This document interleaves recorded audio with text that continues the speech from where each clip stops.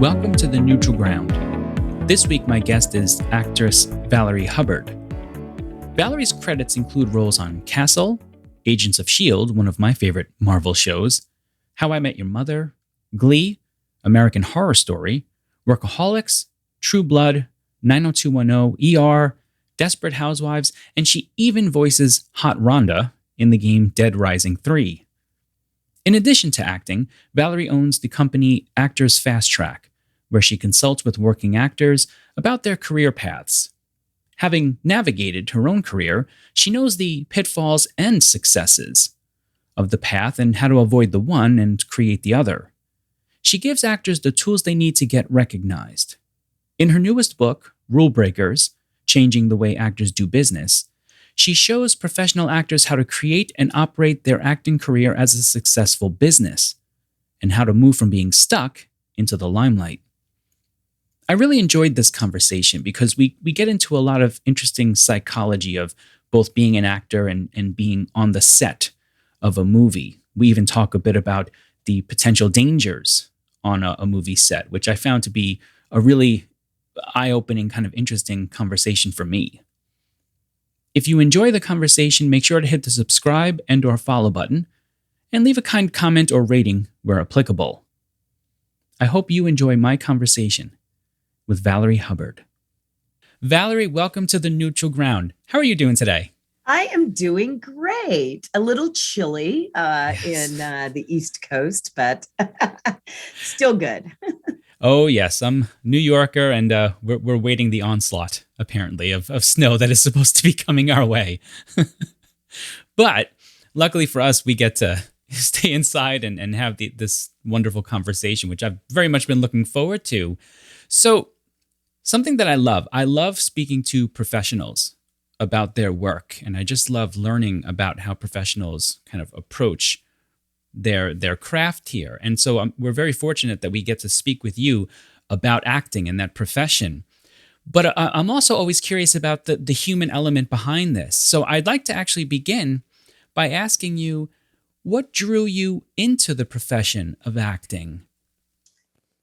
I just was really struck by what you said about the human element. So I definitely want to say something about that. But what drew me in was way before I remember. I was 3 years old and I threw a lot of temper tantrums as a child. And the classic one was I threw myself down the basement stairs. My mother thought I was dead. And so she enrolled me the next day. I grew up in Kansas. She enrolled me the next day in creative dramatics. And I just loved it. I mean, I think, it's the only thing I really ever wanted to do. And everything that I did growing up led to me doing that. I mean, I auditioned for acting schools when I was 17, and I went right to a conservatory when I was 18. So it was the only thing that I ever really was super drawn to and wanted to do.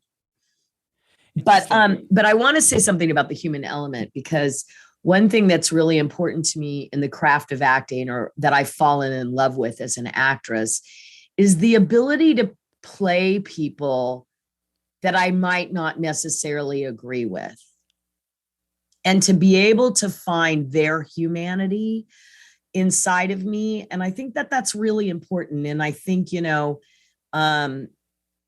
time in our history where people are so against each other and so on polar opposites, to be able to find the middle ground and the humanity of a human being, even if it's something or someone that you completely disagree with in whatever their beliefs are, that is what's really super special for me about acting. And I tend to play a lot of people that are on the other side of the tracks from me.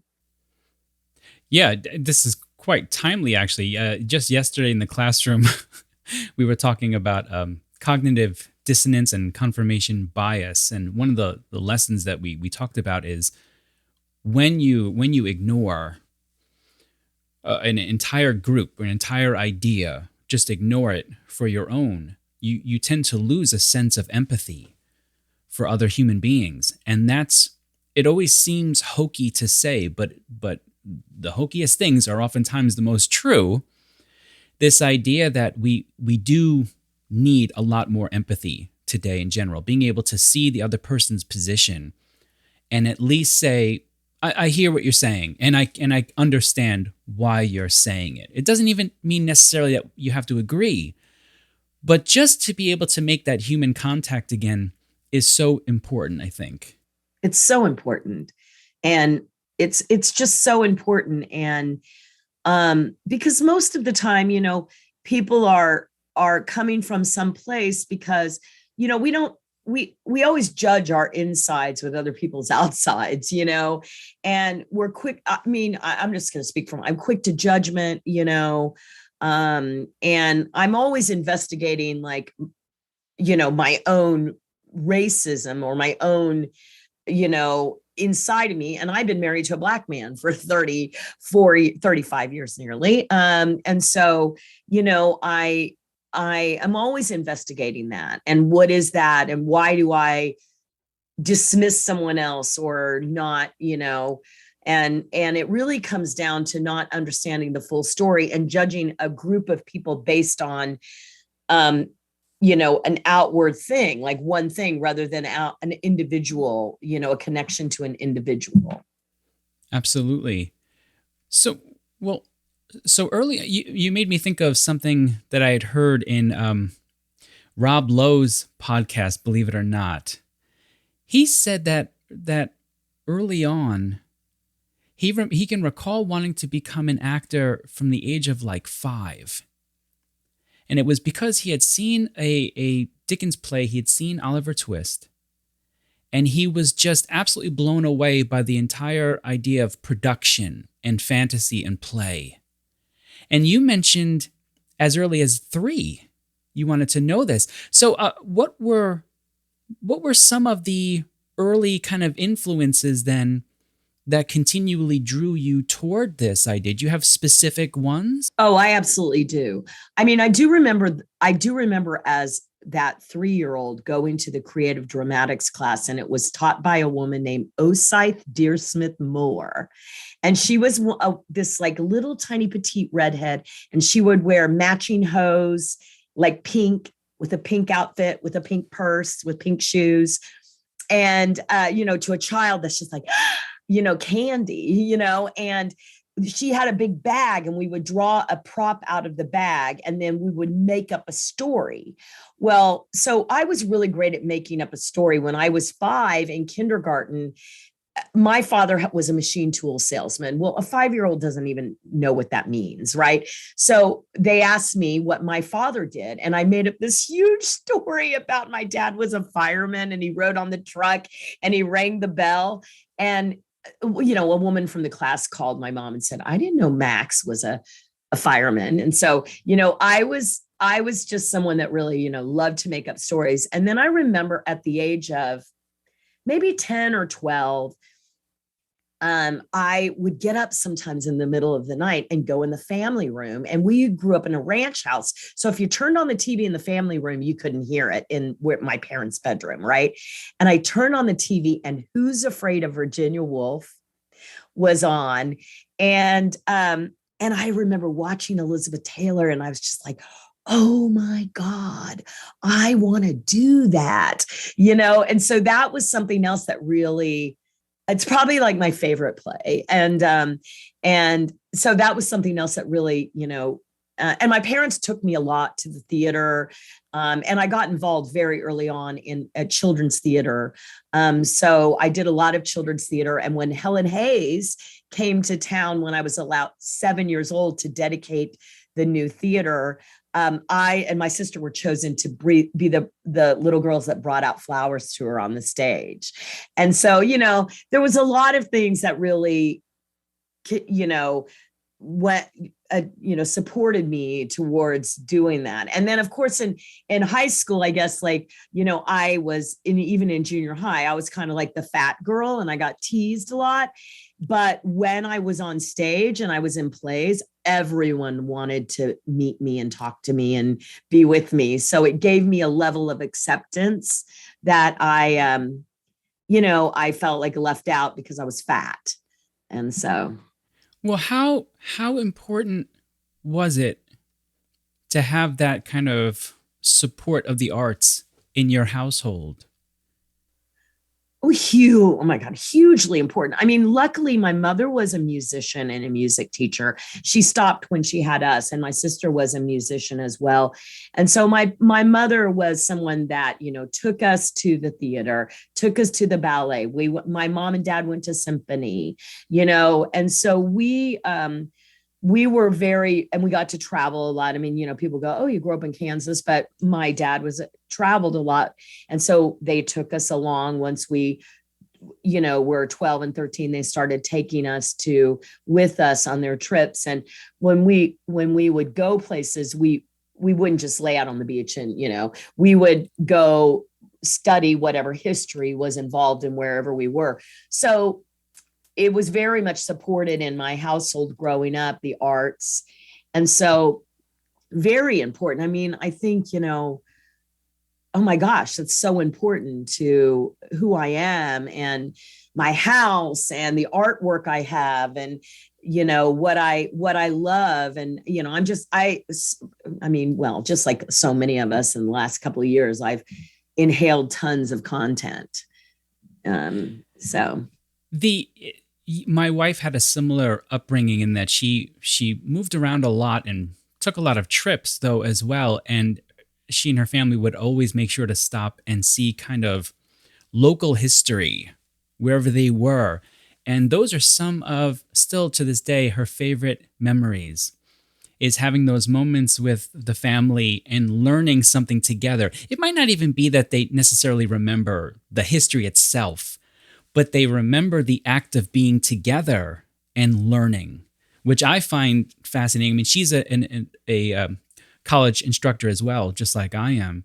And so we both kind of grew up in that same household of let's learn and appreciate something together, and just how important that really is. Yeah, that was really important. I remember in Hawaii, my mom did all the research on the missionaries and all the people that came to Hawaii, and she read the book, the Hawaii book. And so, we talked a lot about that. And then I remember in Atlanta, learning about the Civil War and what it was. And, my mom really made an effort. And we also traveled a lot to places in Kansas, and learned about different things in Kansas and different, like the Flint Hills and Eisenhower and different things there. And so we did a lot. Washington, D.C. I remember, going through the Smithsonian when I was 12, 13 years old and seeing, all of that. And I always love going back and seeing the new museums that open as part of the Smithsonian. And so, yeah, it was always great. My mom always made sure, especially my dad was frequently working. And so my mother would take us out and, show us stuff. So, well, let's fast forward a little bit. Let's say, so you have this rich background, you really want to do it. And so you start to go into the profession. Was there an actor you worked with early on, early in your career, that sort of helped you or taught you either about the craft or the business a little bit to help guide you? well, oh, wow, just, a million. But okay, so Carla Burns, who recently actually passed away this last year, she won the Laurence Olivier Award, African American. She did Showboat on Broadway. And she grew up in Wichita, Kansas. And she was someone that when I was really young and I did Member of the Wedding, and I wasn't Frankie, but I was just a small little part, but I would watch, she was, the lead in the play, and I watched her and I learned so much from watching her. And then when I got ready for acting school, she was the one that coached me to audition. She was the one that coached me on my monologues. When I was 12, I did a production of Sound of Music with Ted Wass, who is a very famous sitcom director, and he was Blossom's dad and in Soap, and he played Captain Von Trapp. And he, of all the 12 children, he knew kind of I was the one that was going to continue on with acting. So he gave me a brochure for the Goodman School of Drama, which is actually where I ended up going. So he was very much that. And so in 1990, I did a very important production of The Crucible at the Roundabout in New York, directed by Gerald Friedman, and Arthur Miller was involved. And Ruth Nelson played Frances North. Ruth Nelson's career was ruined by Joseph McCarthy. And so, you know, that's what The Crucible is about, is the McCarthy hearings.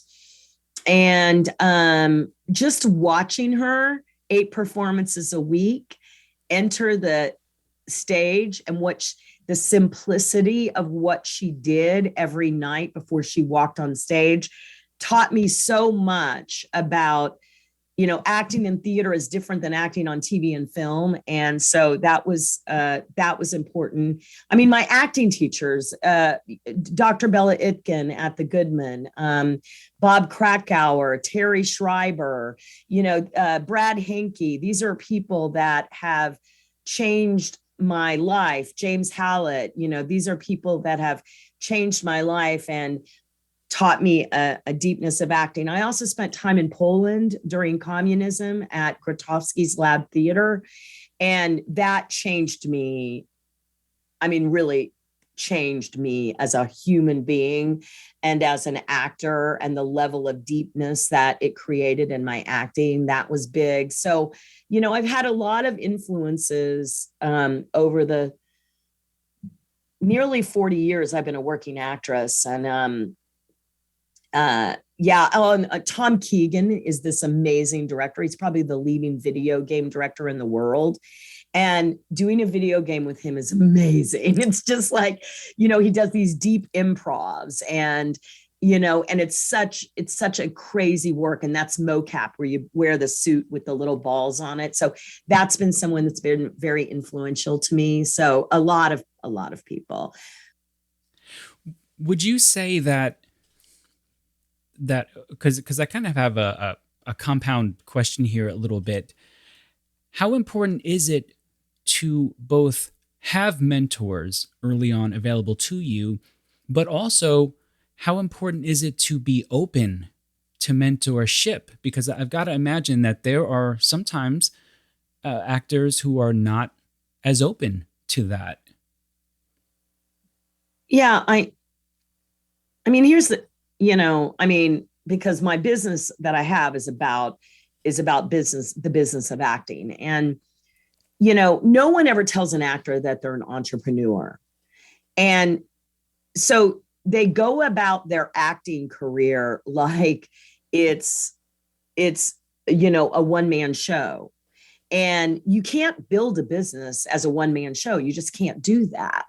And so it's so important to have mentors in your life for your business and for your acting, right? And both, and people that you go to, because it's really, there's a lot of bad information. And if you're just grasping at straws all the time and you haven't really set up your mentorship, I mean, I have my people, you know, I've worked with coaches, life coaches and business coaches since the 80s. And that's really when coaching was born, was the late 70s, early 80s. And I started working, my first coach, Jay Perry, I worked with him for 15 years. And then I worked with Melissa McFarlane and Michelle Sizemore, and Red Elephant's a company I work with. And so these are people that I work with on my business and my life and my mental and all of that. And then all the acting coaches that I mentioned earlier, I wouldn't be where I am without those people. I think it's so imperative to understand that you cannot do this journey in anything that you do alone. You have to have mentorship and guides. I mean, you know what, you wouldn't go climb Mount Everest without a Sherpa. But like I always say to actors, it's like, you guys are like, I'm like, oh, you're going to climb Mount Everest? they're like, yeah. I'm like, so where's your air and where's your Sherpa? Oh, I don't have them. I'm like, you're going to die. You're going to die if you go up Mount Everest without a Sherpa. But oh no, I can do this. Have you done it before? No. Okay. Well, then I don't get how you think you're going to do it without help. That's really important. Valorie, did you have a specific moment in your career where you finished a project or a scene or something where you turned around and said to yourself, I can do this. I'm an actor? Wow, that's so great question. Because I think a lot of times we don't, if one person gives us a bad comment, we all of a sudden have, don't think we can do something. So I think it's a gradual, belief. Like if someone said some of the things they said to me when I was younger, right now, I would laugh in their face, because now I have a huge amount of proof. In 1985, I went to an audition in Backstage for Landscape of the Body by John Guare. And it was like one of those things where people go, oh, don't go to auditions in Backstage. They don't amount to anything. Well, I went to this audition and it was so organized. They knew what they were doing. I got called back. The director called me. She talked to me for an hour. She's like, this is a showcase. We're going to do only 10 performances. It doesn't pay. But she talked to me and I knew she knew a lot about acting and she hired me to play the role of Margie. So the first rehearsal, I go to this apartment on the Upper East Side, and all these people seem to know each other. I'm like the outsider. And there's a girl, and she's talking about her dad's new show on Broadway called Phantom of the Opera. And her name was Daisy Prince. And then there was another girl that wasn't in the show, but was there because it was at the director's house, and her name, and she was going to Juilliard, and her name was Laura Linney. And then there was another girl named Amanda Green. Her dad was Adolph Green and Betty Comden, right? Like, so it was like crazy. I was like, oh my God, I think I just stepped into a gold mine, right? So I went down, I found the first payphone for you kids that are listening. These were things that used to be on the street. And I called my boyfriend. I said, I think I just stepped into a gold mine. So during the course of the show, I met John F. Kennedy Jr. Every night I got wined and dined by Stephen Sondheim, Hal Prince. I mean, just like on and on and on. It changed the course of my career. And I played this very pivotal character. And John, who I became friends with, John Guare, later on told me, that was like that's the pivotal role for me in the play. Right. And when he saw that production of Landscape, he wrote extensively about it was the best production of Landscape of the Body that he had ever seen. And so, it was great. I mean, like, like John F. Kennedy Jr. was like, you're such a good actress. How'd you get into acting? Like, it was like heaven or whatever, for this short amount of time that I did this play. And it continues on in 10 years after that. In 1995, I got cast in Moon Under Miami as the lead opposite Kate Walsh, which was a play that was going to come to Broadway, but it didn't. But Red Grooms did the sets. And it was, again, John Guare rewrote it for me. And it was our connection continued from that. And so I just think that, it's that for me was a really big moment for me in my career. And it was only a year after I got out of acting school. Wow. I'd like to pick your brain a little bit here too, because now we'll start getting a little bit into the craft part here, if you don't mind. You are very versatile in the sense that you have roles that range from horror, like American Horror Story, Resident Evil, right? You also have more serious roles as well, things like in dramas like ER, and you have even comedy. You move into comedy with Workaholics, and as you just mentioned, you're working in video games as well in Wolfenstein too, right? So here's my craft question. What genre do you think is most difficult to prepare for? Is there a specific genre there that's more difficult than others to prepare for? You think overall maybe for actors? I think comedy is harder. And the reason comedy is harder to audition for and prepare for, because actually my job is auditioning, because in comedy, it's about the rhythm and it's about hitting the joke. Right. And so it's about the rhythm. When you're doing a drama like Resident Evil Extinction or True Blood or whatever, all you have to do is sit in your trailer and dive deep into your own personal hatred or whatever you're bringing to the table to hold up that role.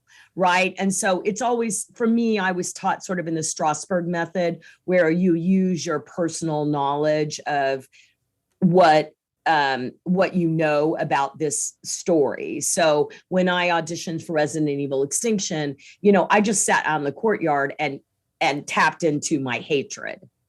And so by the time I walked into the room, I was full on evil hatred. Right. And so that's easier for me than making sure, because it's nerve-wracking hitting the joke. Even if you've hit the joke 7 nights a week, on the 8th night, you're like, and then sometimes because I did dinner theater and I did like a lot of comedy on stage as well.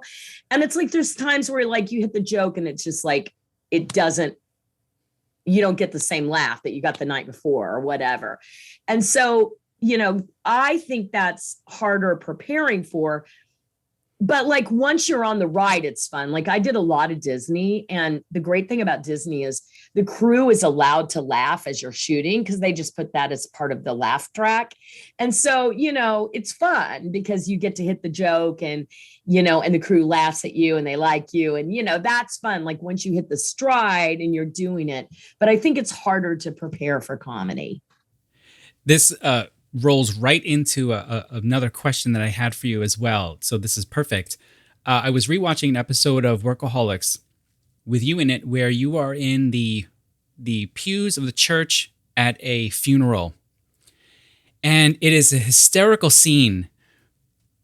Just to set it up, you're in the funeral. A family member has died. Adam Devine is in there. He's doing his thing up front. He looks like he's having so much fun, just kind of, doing what he does. And then to add to it, in walks Jack Black. And they're both just hysterical. But what I really enjoyed was when Jack Black looks at you, and I'm going to quote this because it's just perfect.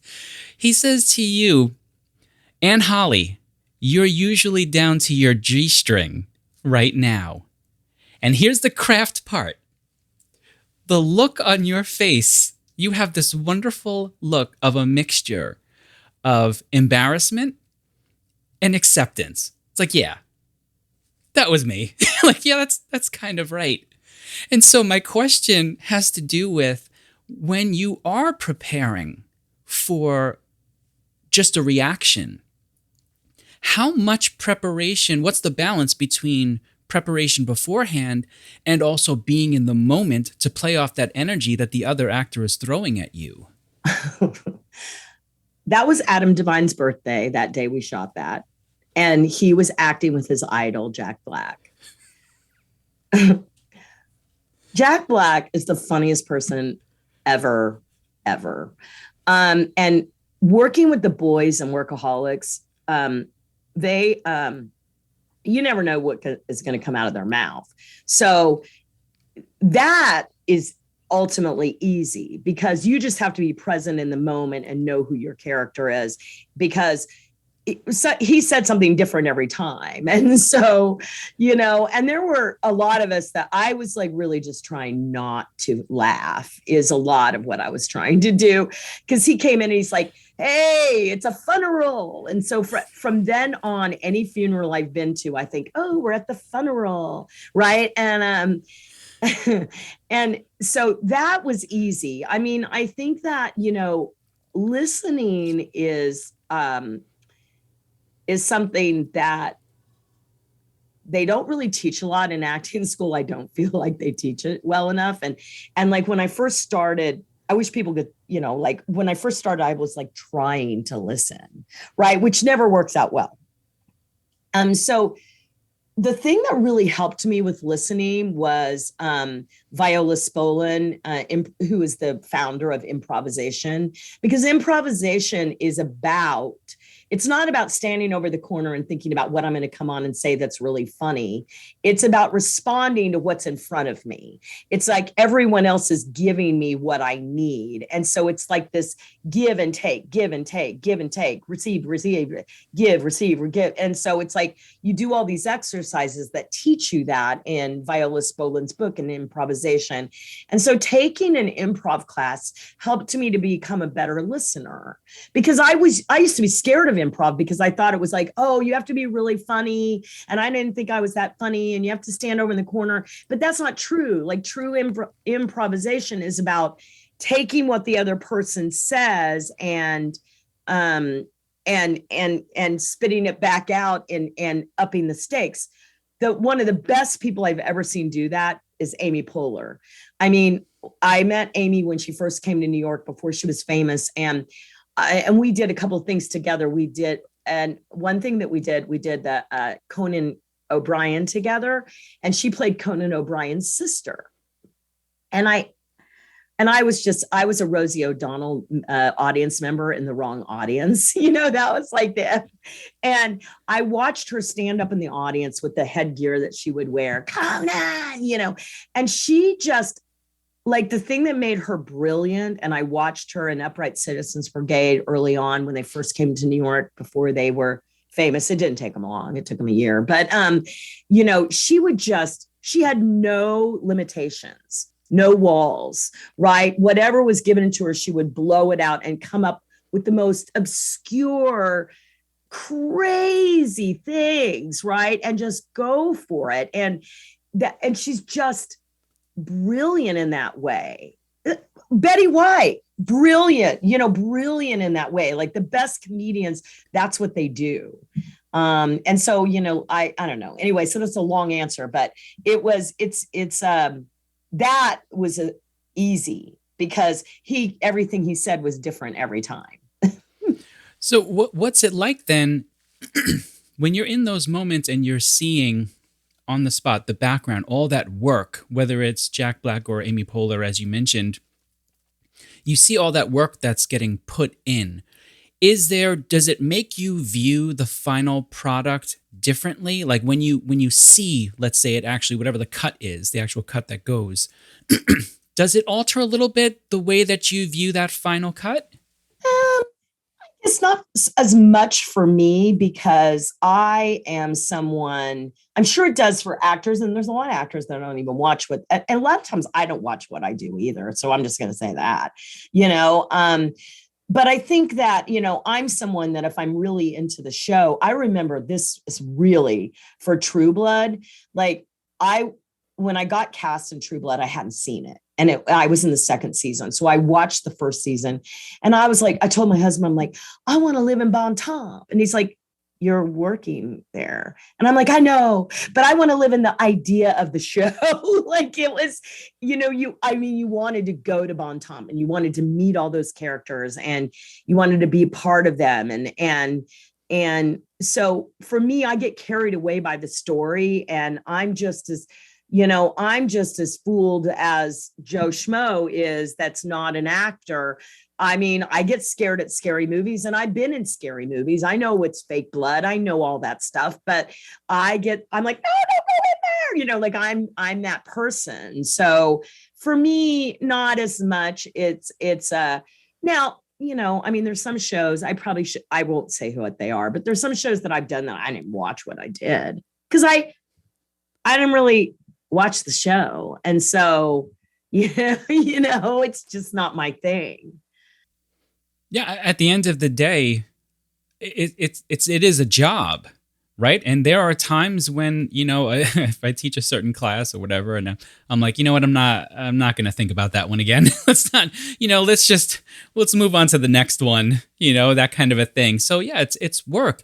But there is a tremendous amount because kind of what we're talking about here has a lot to do with psychology as well, because there is a psychology to acting, but more than that, it seems to me, having spoken to other actors, that it almost feels like if you're in the profession long enough, you should almost get conferred a degree in psychology for how much you have to manage and balance between whether it's your own or whether it's the amount that you have to deal with from externally, from other people, balancing that out. I want to enter into a discussion here of the psychology of the actor. And I want to do so with maybe first might be a little bit of this might seem like a silly question, but I'm going to ask it anyway because I'm curious about this. You were in Agents of S.H.I.E.L.D., Marvel. And in this scene, it was at a wedding, and everybody is toasting with champagne to the bride and groom, and everybody's drinking, but you speak to the waiter and you say, hey, do you have anything stronger? And so you're not drinking the champagne. And of course, in that very Marvel, wonderful way, it turns out that there's something in the champagne and there's this big, death scene for everybody around you. Everybody's dying horribly, gruesomely. My psychology question here is we always see on TV actors say things like, oh, it's a death scene. I have a death scene. Or, oh, I'm the only one who's alive. Does that actually carry any weight psychologically for the actor to be in that moment? Because it really is in that scene, everyone around you is dead and there's just you. Does that matter? That is a weird question. Yeah. So here's the thing. Most of the time, like I've been shot in the head, I've been eaten by a dog, I've been blown up. Like I've had all these different death things happen to me in movies or people falling around me. And most of the time, what you're thinking about as an actor in that moment is the legitimate, like, technical stuff that you have to deal with. Like when I got shot in the head, there was a squib on my head that blew up, and they said, your head goes back and comes down. That's all that happens. Your head goes back and it comes down when you get shot in the head.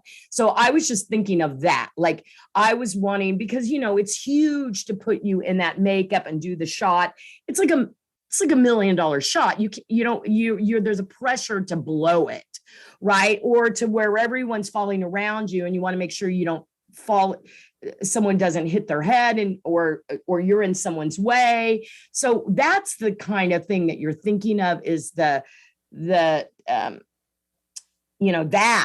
the event itself, and making sure that you do it right as an actor, the technology of it, the stunts, you're thinking of the stunts and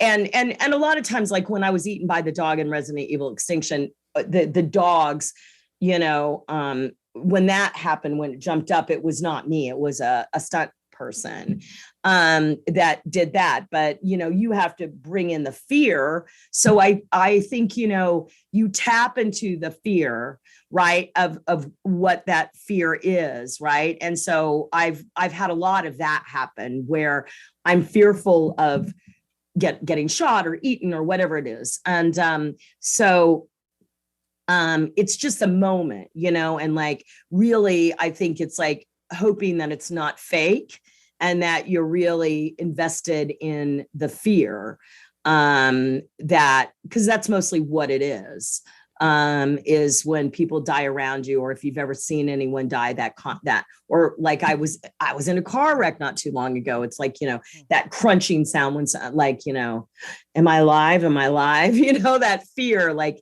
if you could capture that look on your face when the car hits you or whatever it is. So I think that, that's the answer. I hope that helped.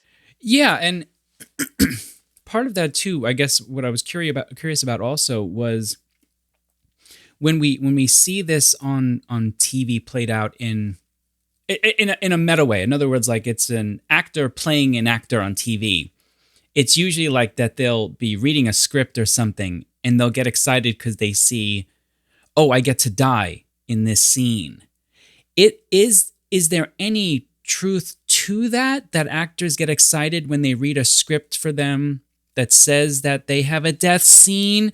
Yeah, not, I mean, um, I guess for me, not so much about the dying as like when I got to pull out the sawed-off shotgun, that was a blast, and I was like, oh, or when I guess, because that movie where I got shot in the head was very early on. It was like my first big movie. And I was mostly just like terrified because like, oh my God, I get shot in the head. Like, whoa, how am I going to do that? Like, that's really, so for me, it's like, I get to die in the scene. I think, for me, it's not that big of a, I mean, mine is like the scary of, of like, how's that going to happen? And, oh my God, That's interesting. So yeah, you go right to the technical part of this, the logistics of what's going to happen and where do I fit into the logistics. That's fascinating to me. That's actually really interesting that's where you would go. So it is a little bit different than what we would see in that way on TV. Yeah, I think, it's also because my very first, like, I think it was like my second or third movie in my career. So very early on is the movie I got shot in the head. And so for me, like I dealt with that early on. Right. And it was an independent low budget movie. It was Richard Lewis, the comedian, was the star. And the bullet came out of the gun. It went through a basketball. It went through a basketball backboard and then into my brain, my head.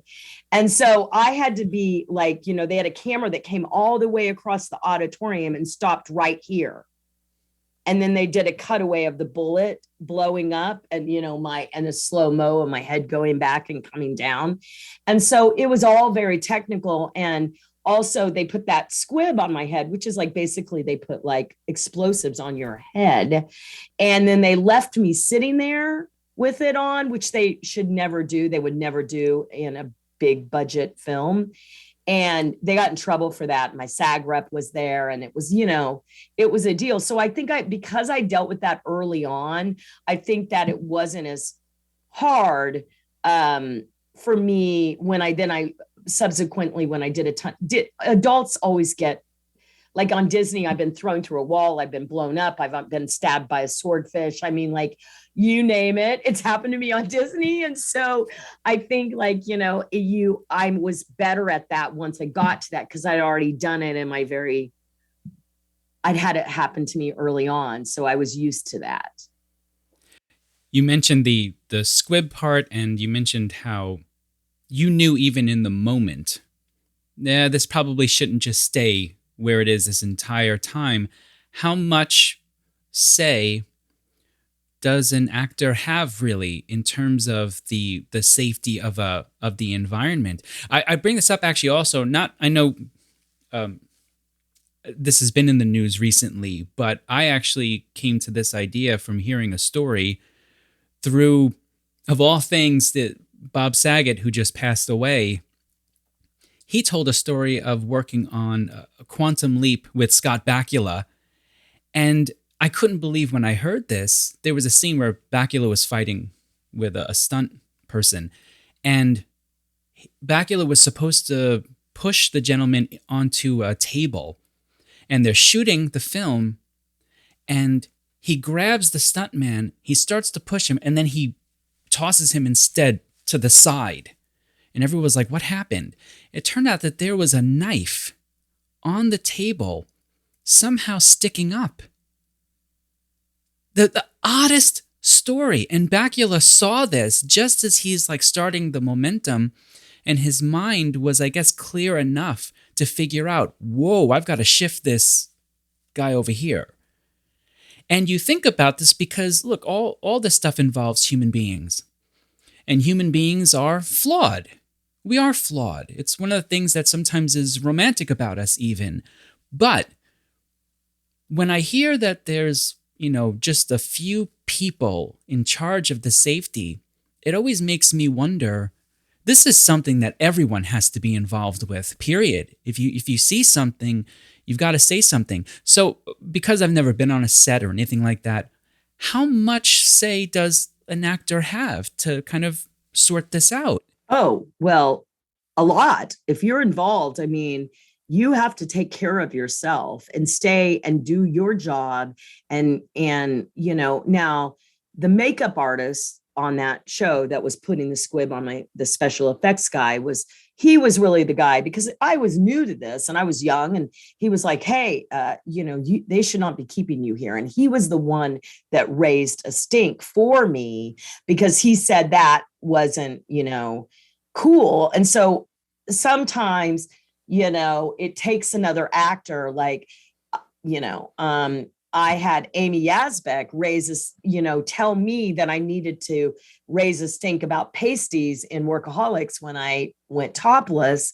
And, Amy Yazbek was married to John Ritter, and she was the one that, kind of was like, you need to call your agent. And I was like, okay. And so I did what Amy Yazbek said, because Amy Yazbek was a series regular and she was supportive in me doing that. So I think that, we have to look out for each other.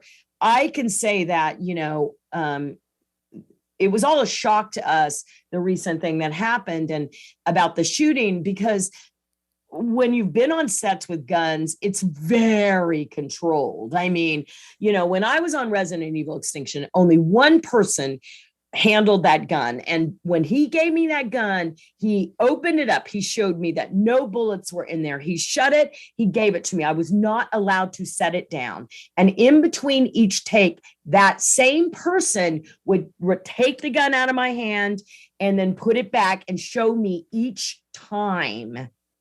Right. It was very controlled and very careful. And so I was shocked when, what happens is, like, when people get lazy on a set, and don't do their job right, it's really important. So as an actor, if anyone ever hands you a gun, you always need to demand that they show you inside. That's their job. That's what they're supposed to do.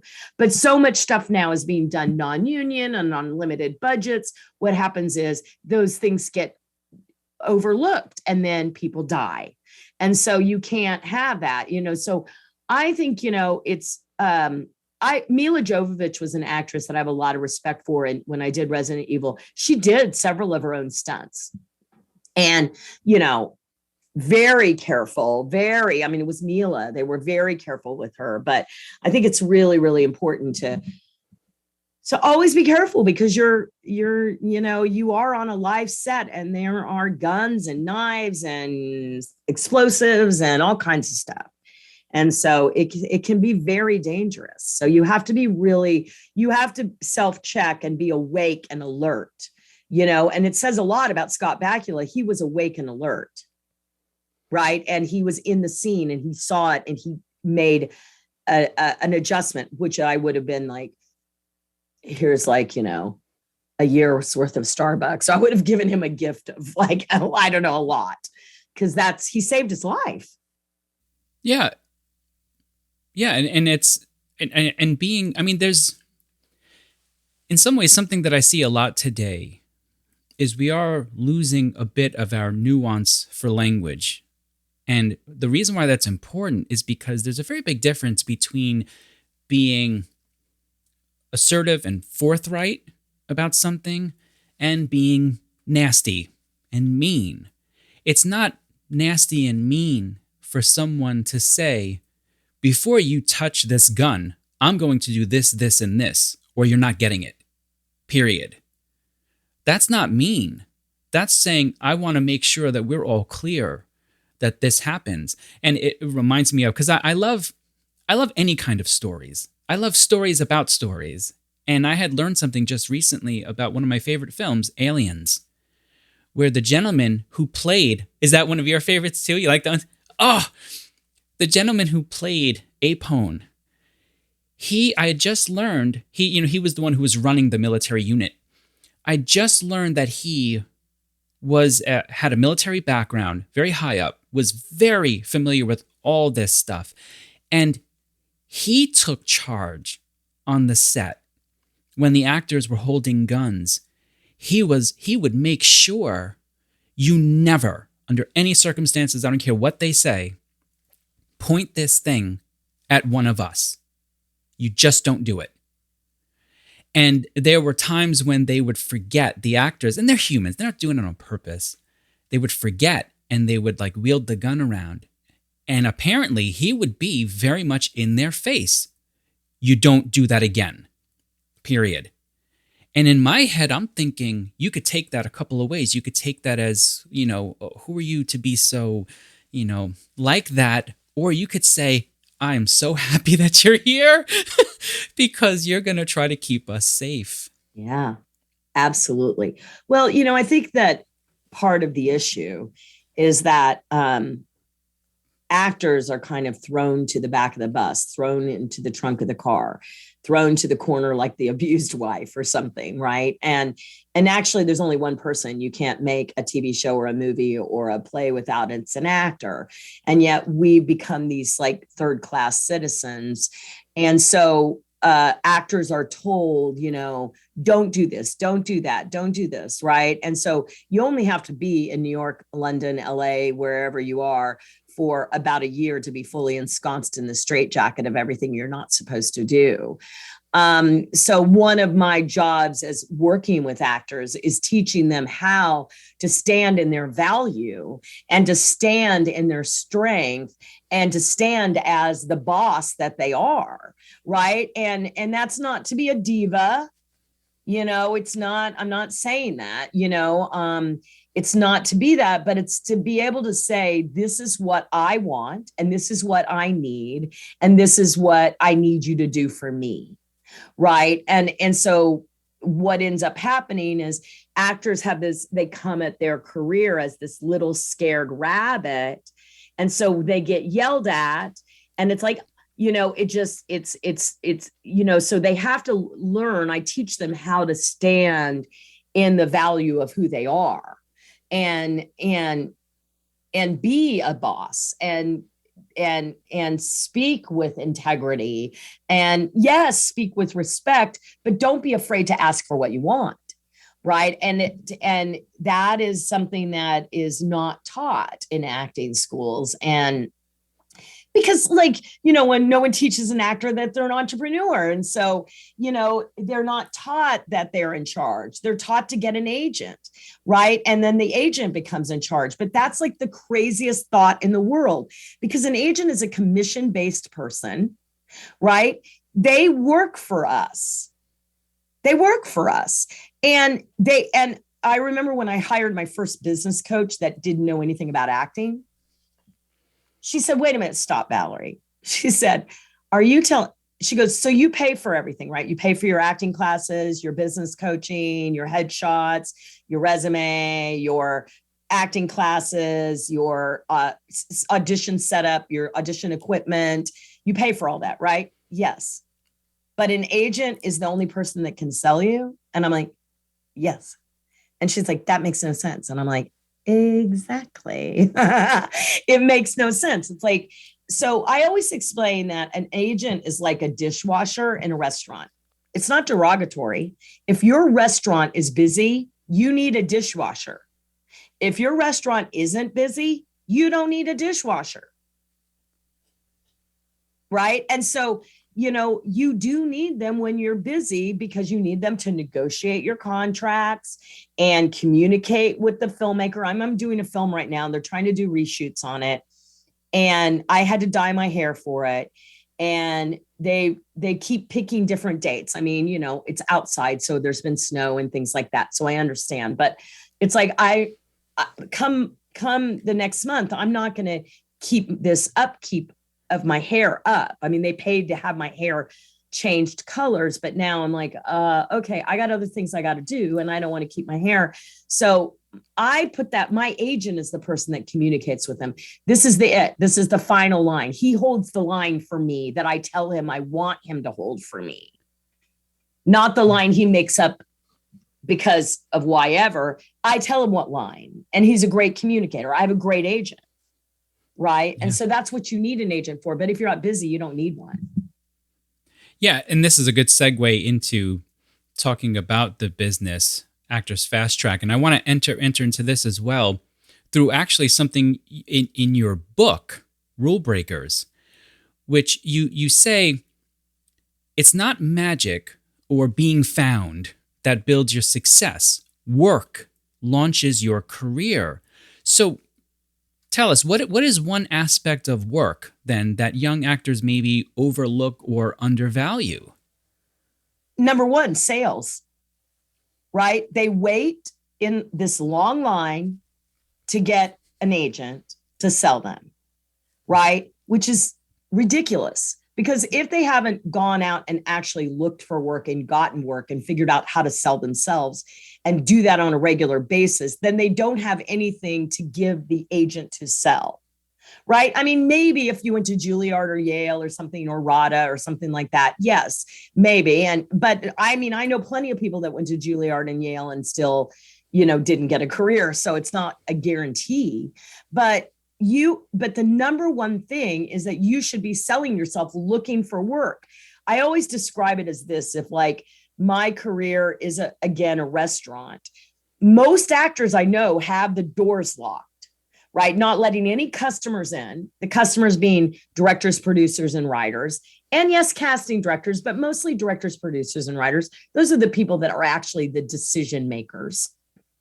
They have the doors locked. They're not letting any of those people in. They've got their butt turned to the door, and they're back in the kitchen going, you manage the French fries, you agent the hamburgers. Wait, I need a new logo. That's my headshot, right? And so they're spending all this time inside the restaurant, but ultimately, if the restaurant isn't selling food, they're not going to be in business very long. So if you aren't selling yourself as an actor on a regular basis, with or without, like I just had this new client that I started working with yesterday that is the lead in a Ryan Murphy production. He doesn't have an agent, right? He doesn't have an agent.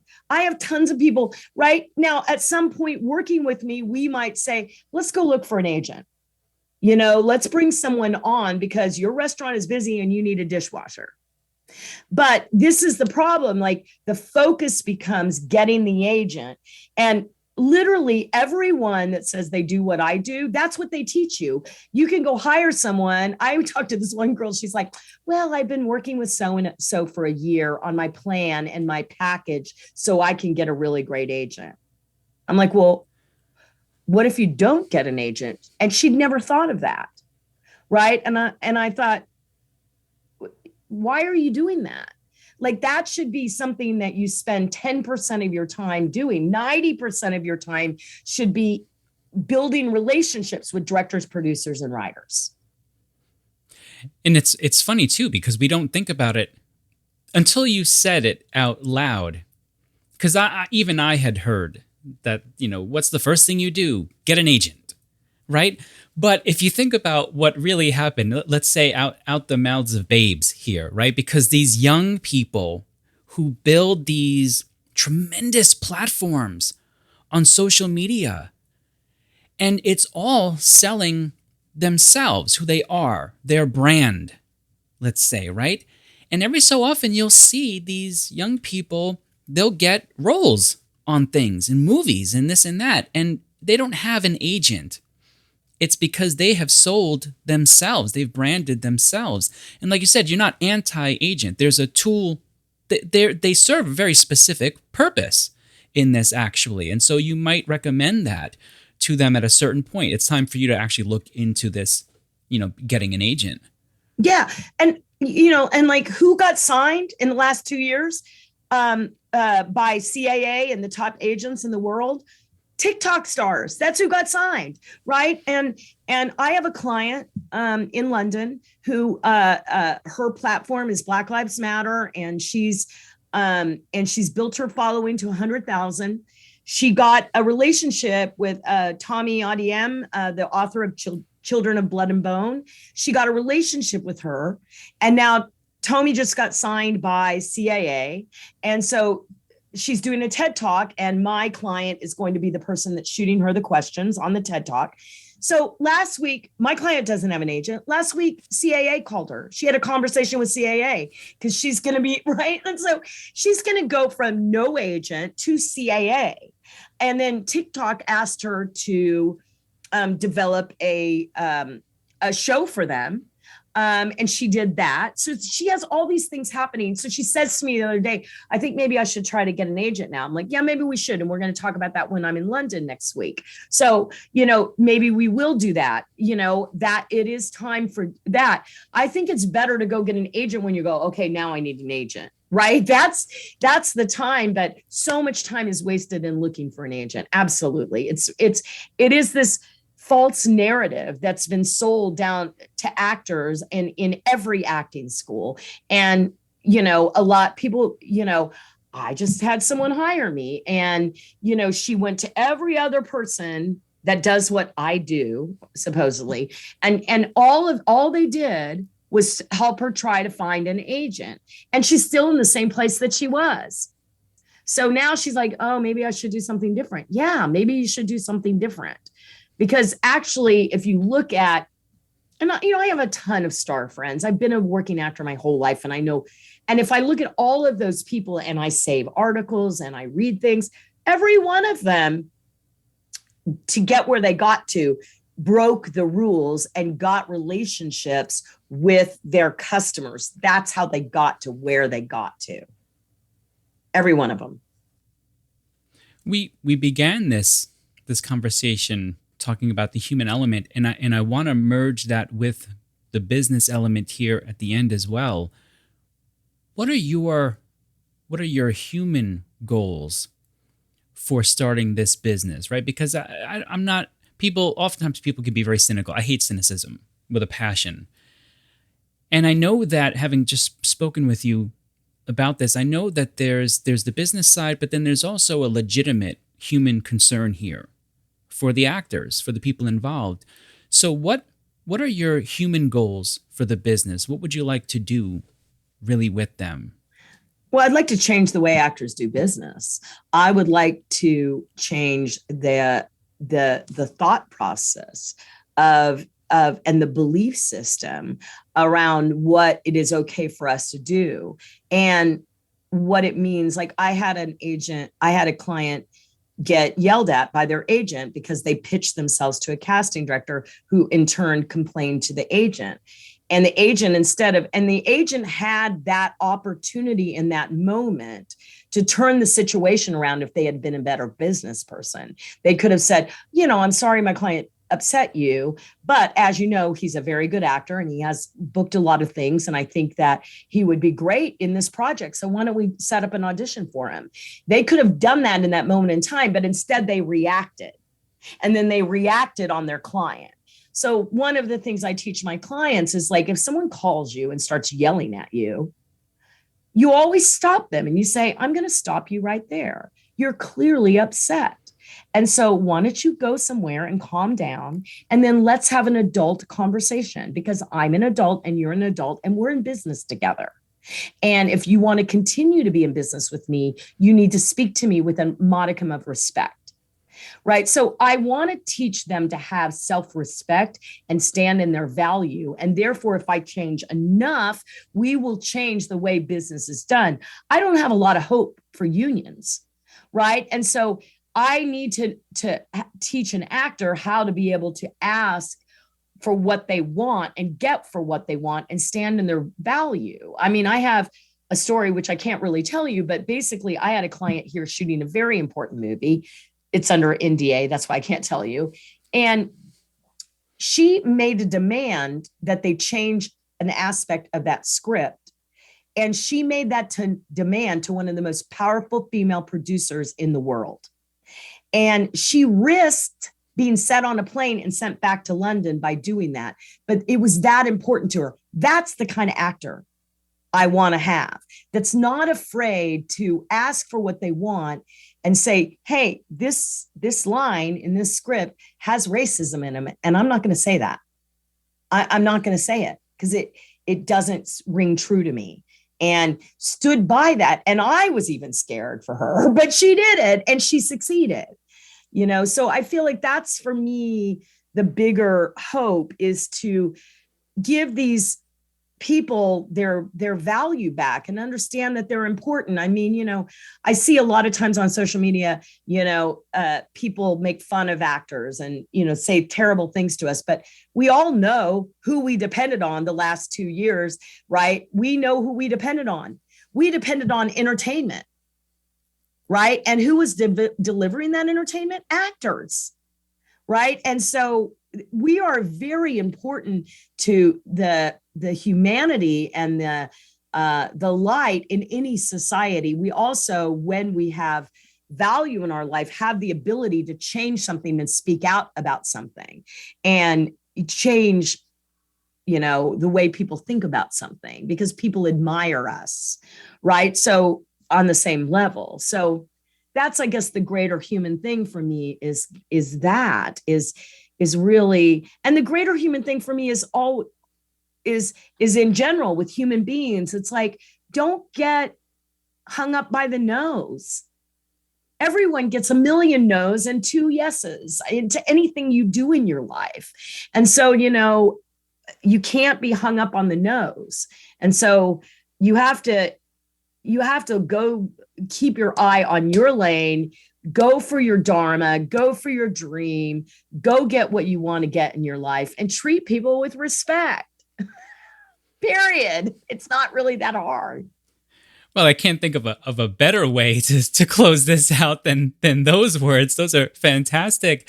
Valorie, where can people learn more about your business, your work, and learn just more about you? Well, okay, so we have this really cool challenge coming up, which is a free challenge. It's February 28th through March 11th, I believe. It's a 2-week challenge and it's free. And that's at theactorschallenge.com. And it's a free challenge. You just have to sign up front. So we're going to really get actors motivated to take a challenge each day and get something done on their acting career each day. We all set goals for ourselves, and this is to get them done. That's the first thing. And, they can just go to actorsfasttrack.com and they can, get on my calendar or, reach out to us if they want to talk about how we might be able to help them get the career of their dreams. We'd be happy to get on the phone with them. We're not always a match for everyone. And so we like to get on the phone with our actors and different actors or on Zoom and see if they're the right match for us. And we talk to them. And so that's it. That's fantastic. Valorie, thank you so much for joining us today. I really appreciate it. Joe, thank you for having me. It was really fun. You asked great questions. Well, I hope you enjoyed my conversation with Valorie Hubbard. If you did, make sure to hit that subscribe and/or follow button and leave a kind comment and/or rating where applicable. And please, feel free to share the episode with a friend on your social media accounts as well. Until next time, try to keep one foot firmly planted on neutral ground. And have a great day.